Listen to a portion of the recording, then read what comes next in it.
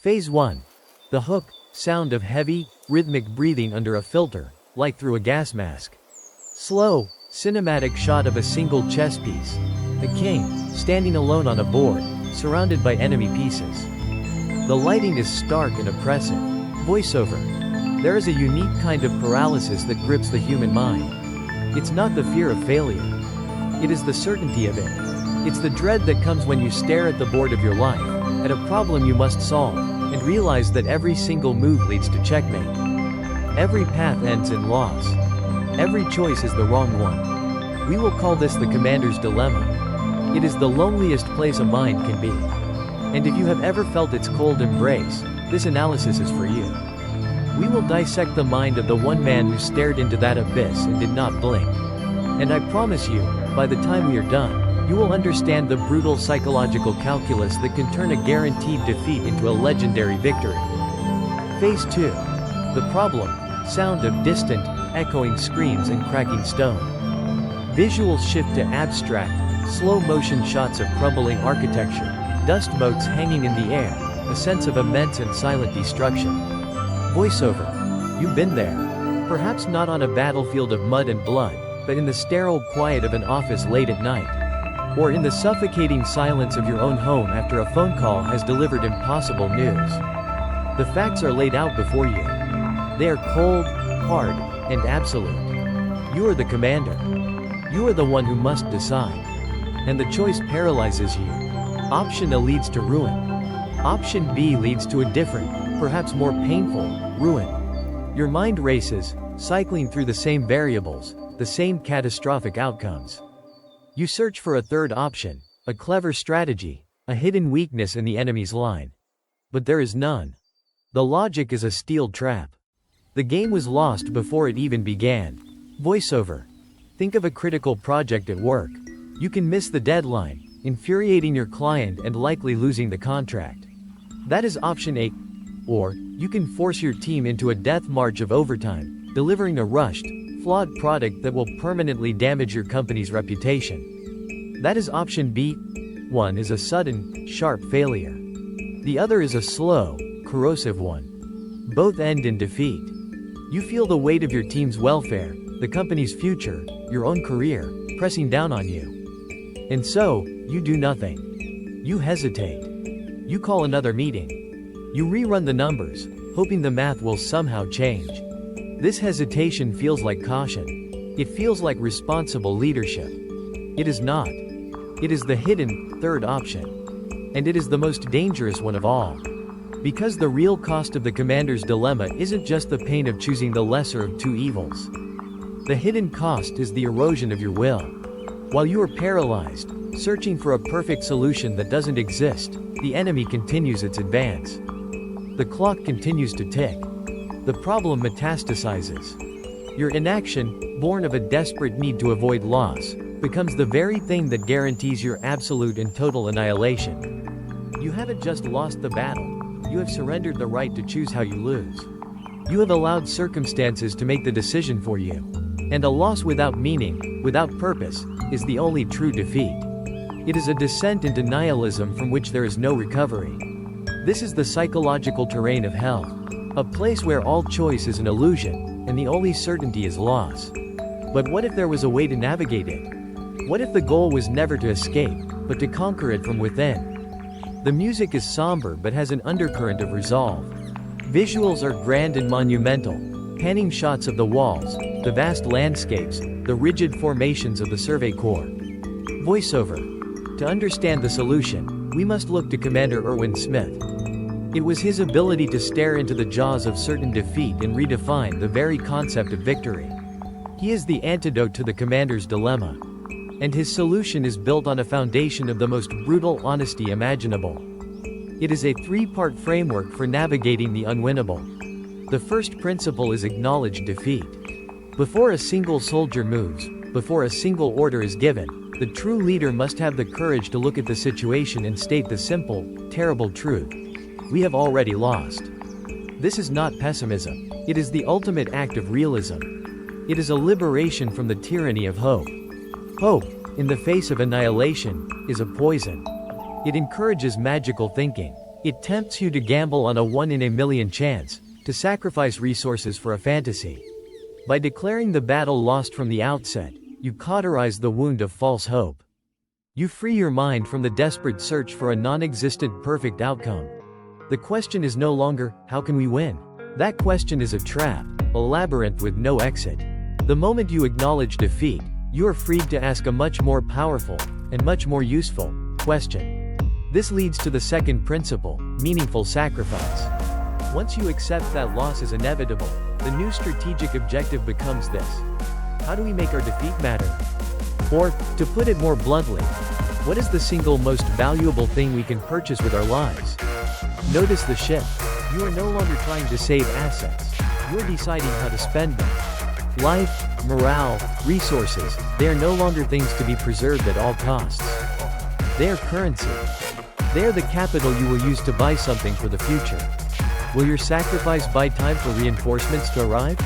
Will it expose a critical enemy weakness for the next generation of soldiers to exploit?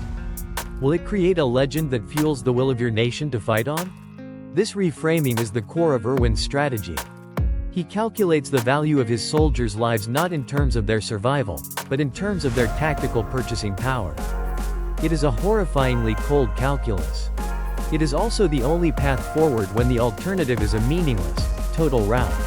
But accepting this reality yourself is one thing. Convincing others to follow you into the fire is another. This requires the third, and most difficult, principle, the devil's bargain. To lead people into a battle they cannot win, you cannot give them the cold, hard truth. The truth, you are a tool I am about to spend to achieve a goal you will not live to see, would break their spirit. A true commander, in these moments, must be willing to become a devil. They must be willing to lie. Not for personal gain, not for glory, but for the sake of the mission. They must become a con man, a propagandist, a preacher of a beautiful, inspiring lie that gives their soldiers a reason to charge into the mouth of hell.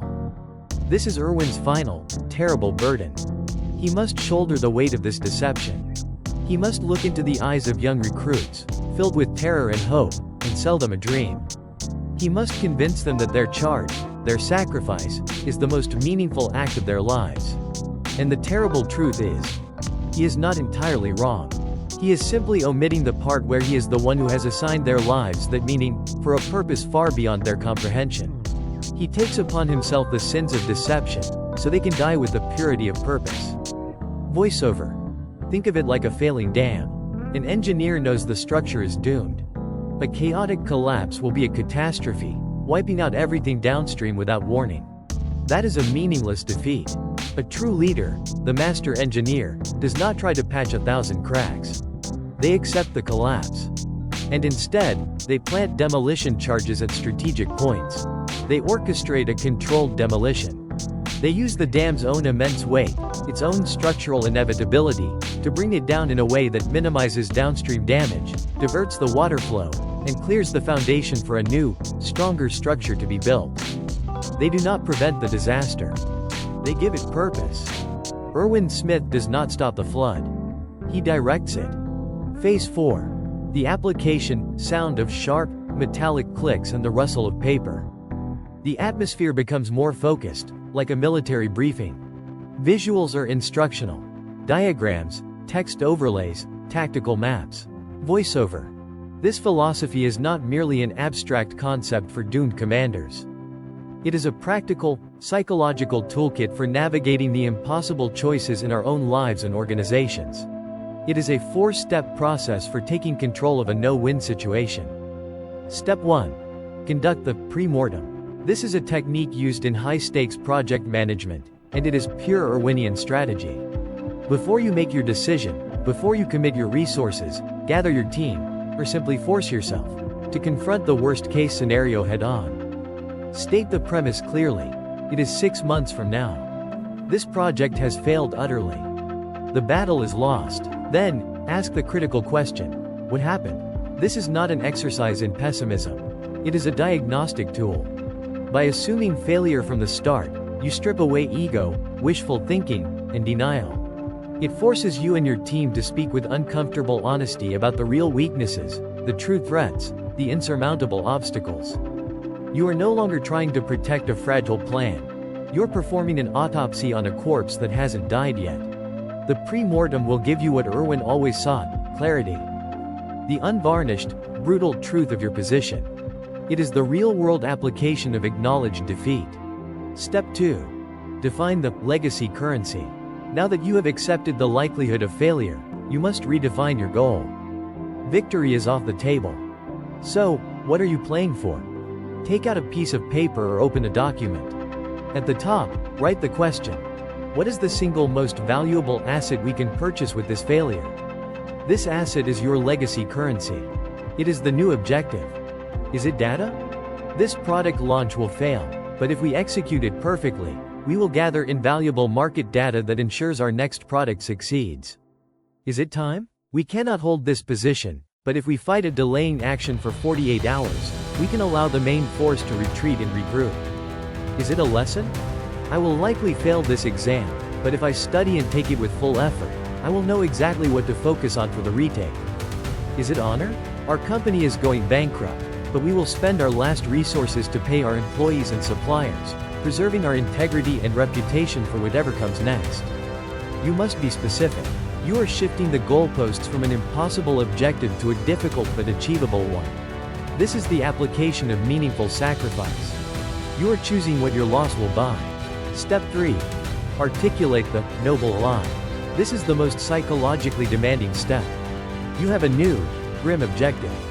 But grim objectives do not inspire people to charge into machine gun fire, literal or metaphorical. You need a narrative. A story. You must craft the noble lie. This is not about malicious deception. It is about psychological framing. It's the story you tell your team, and yourself, to provide the emotional fuel needed for the charge. Erwin's noble lie was not, "We will win." It was, "Your lives have meaning." Give meaning to the fallen. Rage against the dying of the light. He took their fear of a pointless death and transformed it into a weapon. He gave them a purpose that transcended their own survival. For yourself, this might be a personal mantra you repeat when fear sets in. My effort today builds the foundation for my success tomorrow. For your team, it is the leader's speech. It acknowledges the difficulty, honors the fear, but focuses relentlessly on the higher purpose, on the legacy currency you defined in Step 2. This will be the hardest week of our careers. We will be exhausted. But years from now, people will look back at how we handled this crisis, at the data we gathered, at the honor we preserved, and they will know what we are made of. This is the devil's bargain. You are deliberately shaping perception to drive action in the face of terrible odds. Step 4. Execute the charge. Once the pre-mortem is complete, the legacy currency is defined, and the noble lie is articulated. You must act. This is the moment all doubt, all hesitation, all second-guessing must be purged. The time for analysis is over. The decision has been made. To hesitate now is to betray the very logic that led you here. It is to render the entire painful process meaningless. Your plan, born from brutal honesty and framed by an inspiring narrative, must now be executed with total, unwavering conviction. This is the moment of commitment. It is the suicide charge. Whether it is hitting send on a difficult email, making the fateful phone call, or walking into the boardroom to deliver the bad news, you must advance with the singular focus of a soldier charging an enemy line. The fear will be there. But your purpose is now clearer than your fear. This 4-step process is the methodical application of Erwin Smith's desperate, final gamble.